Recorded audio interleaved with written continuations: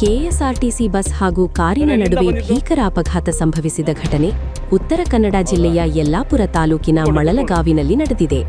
ಅಪಘಾತದಲ್ಲಿ ಕಾರಿನ ಚಾಲಕ ಮೃತಪಟ್ಟಿದ್ದು, ಬಸ್ನಲ್ಲಿದ್ದ ಕೆಲವರಿಗೆ ಚಿಕ್ಕಪುಟ್ಟ ಗಾಯಗಳಾಗಿವೆ. ಕುಂದಾಪುರ ಮೂಲದ ಮುಕೇಶ್ ಶೆಟ್ಟಿ ಮೃತಪಟ್ಟ ದುರ್ದೈವಿ ಎಂದು ತಿಳಿದುಬಂದಿದೆ.